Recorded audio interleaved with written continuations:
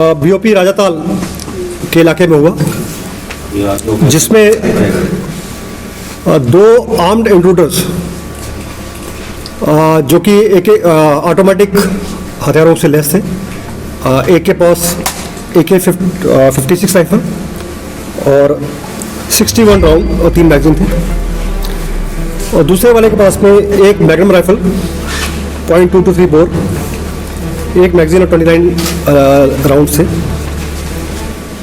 ये हमारा जवान जो ड्यूटी पे था उसमें पूरा कोहरा था काफ़ी, और विजिबिलिटी बहुत कम थी, और कल आपको पता होगा काफ़ी ठंडी रात भी थी। बट विजिबिलिटी कम होने के बावजूद जब आवाज़ सामने हुई, क्रॉलिंग की आवाज़ को सुनाई दी, तो हमारा जो संतरी ड्यूटी पे था उसने चैलेंज किया उसको। तो चैलेंज करने पे जो पाकिस्तानी इंट्रूडर था उसने वहाँ पर उसको कॉक करने की आवाज़ सुनाई दी, तो उसके बाद इसने सेल्फ डिफेंस में फायर किया।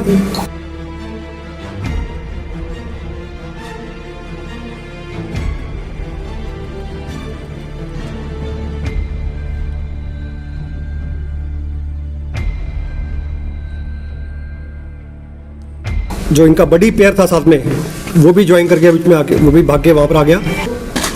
पाक इंट्रूडर्स को वही न्यूट्रलाइज कर दिया।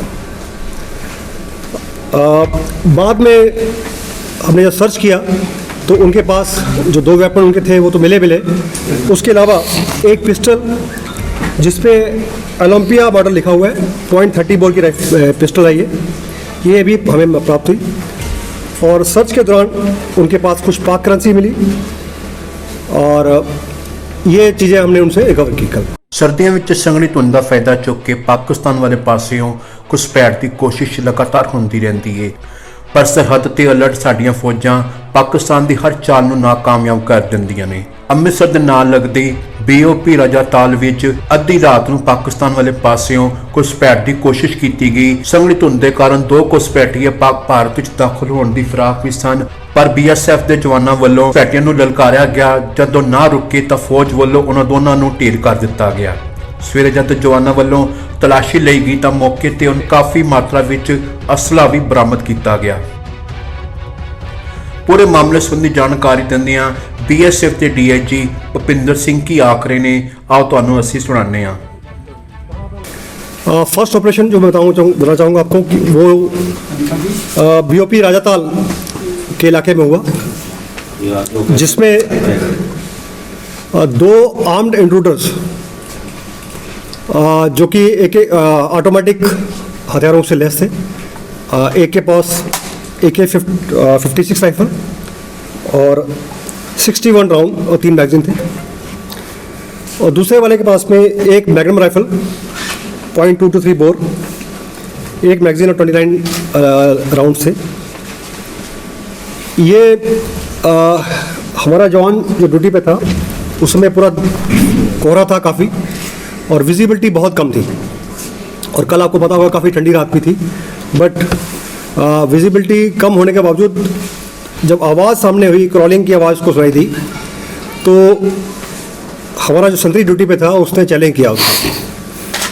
तो चैलेंज करने पे जो पाकिस्तानी इंट्रूडर था उसने वहाँ पर उसको कॉक करने की आवाज़ सुनाई दी, तो उसके बाद इसने सेल्फ डिफेंस में फायर किया। जो इनका बड़ी पेयर था साथ में, वो भी ज्वाइन करके बीच में आके वो भी भाग के वहाँ पर आ गया।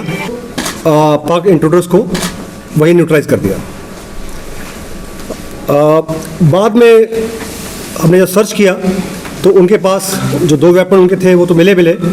उसके अलावा एक पिस्टल जिसपे ओलंपिया मॉडल लिखा हुआ है, .30 बोर की पिस्टल है ये भी हमें प्राप्त हुई। और सर्च के दौरान उनके पास कुछ पाक करेंसी मिली, और ये चीज़ें हमने उनसे रिकवर की कल।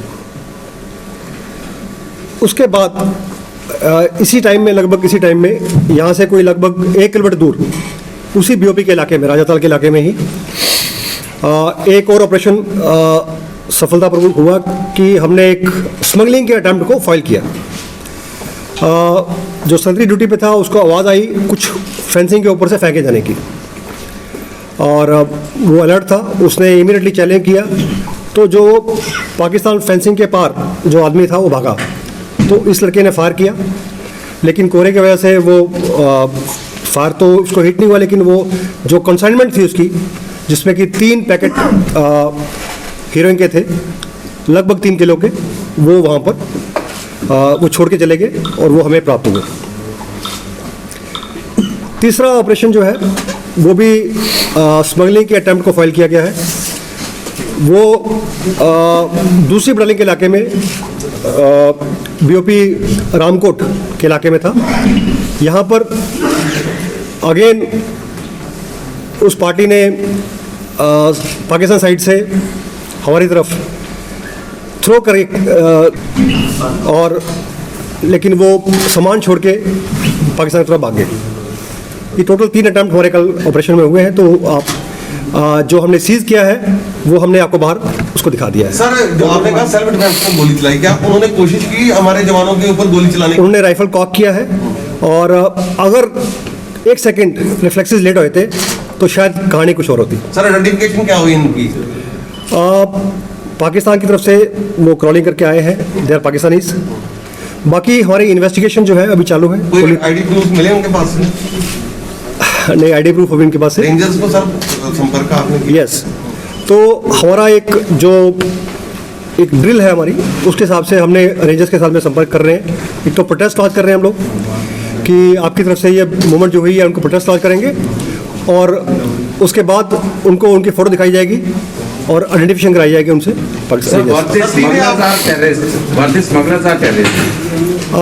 See it's a matter of investigation and अभी बहुत ही प्रीलिमिनरी स्टेज पे हम हैं अभी।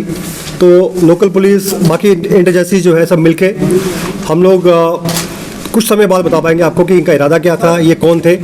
लेकिन दोनों आर्म्ड इंट्रूडर से ऑटोमेटिक हथियार लेके फेंसिंग के पास आए हुए हैं, तो ये एक अब इसके कुछ भी पहलू हो सकते हैं, तो अभी कह पाना मुश्किल है। सर, एक बार रिकवरी डिटेल दे दीजिए।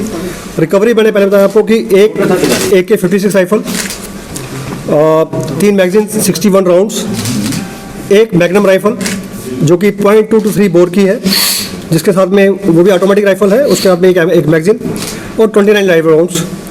और बाद में उनके पोजीशन में एक पिस्टल और मिला जो कि ओलंपिया करके लिखा हुआ है उस पर, .30 बोर का है, और उसमें 2 मैगजीन है।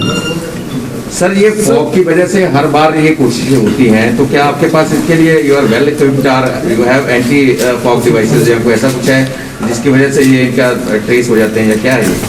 देखिए, फॉग जो है ये विजिबिलिटी को कम करता है, बट हमारे लड़के, हमारे जो संतरी ड्यूटी पे हैं, नतीजा आपके सामने है, आप देख रहे हैं उसको कि कैसे despite fog, despite cold night, हमारी ड्यूटी में कोई फर्क नहीं आता। सर, ये तीनों हादसे जो 3 जगह अटेम्प्ट हुई है, ये इंटरकनेक्टेड है। आपको क्या लगता है कि जान बचाने की कोशिश? और सेकेंडली सवाल ये कि ये क्रॉस करना चाहते थे, ये कि जहाँ जहीं से कुछ फेंकना चाहते थे, जहाँ पे जो इंट्रोड्यूसर? आपका क्वेश्चन जो है मैं पहले भी बता चुका हूँ कि अभी it's a matter of investigation, और बहुत जल्द हम इसको कोशिश करेंगे पता करने की क्या इनका इंटेंशन था, मोटिव क्या था। सर, जो थर्ड ऑपरेशन था वो क्लियर नहीं हुआ, उसमें क्या रिकवरी हुई? उसमें 2 kg हीरोइन रिकवरी हुई।